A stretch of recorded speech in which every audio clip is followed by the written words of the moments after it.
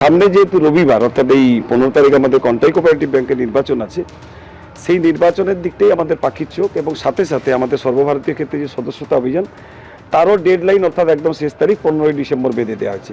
তো যে কারণে সভাপতি কর্মীরা আমরা তাকে নিয়েই ব্যস্ত আছি।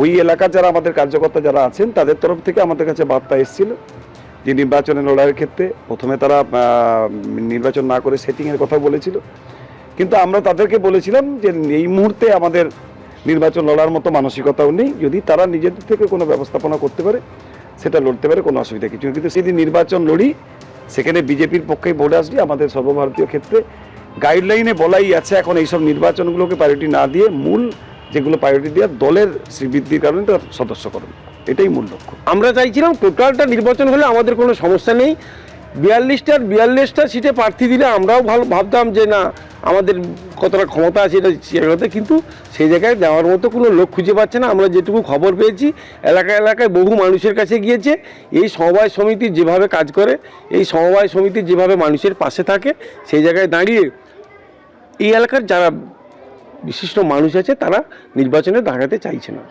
আজকে বিজেপিতে দাঁড়ানোর মতো লোক নেই। সামনে 26শে বিধানসভা নির্বাচন দেখবেন মহিষাদল ব্লকের কি চিত্র হয় সেটা আপনারা সকলে বুঝতে পারবেন। শুভেন্দুর জেলায় আরও একটি সমবায়ে ধরাশায়ী বিজেপি। তমলুকের পর এবার মহিষাদল, কালিকাকুণ্ডু, বক্সিচক সমবায় সমিতিও জয়ের পথে তৃণমূল। অধিকাংশ আসনেই প্রার্থী দিতে পারল না বিজেপি।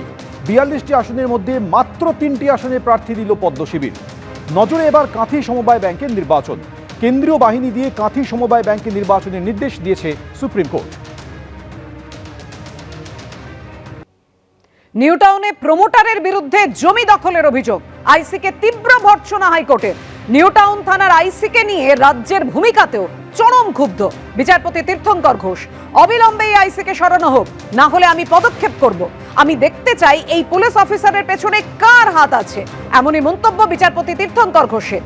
যেখানে রাজ্য রাজারহাট নিউটাউনে দেশ বিদেশ থেকে বিনিয়োগ আনার চেষ্টা করছে, তথ্য প্রযুক্তি হাবকে আরো মজবুত করতে চাইছে, সেখানে এই ধরনের পুলিশ অফিসারের দায়িত্ব।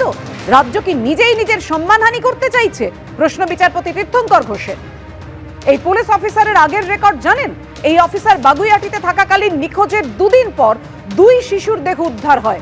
এই অফিসার কিছুই করেননি বলে অভিযোগ ওঠে।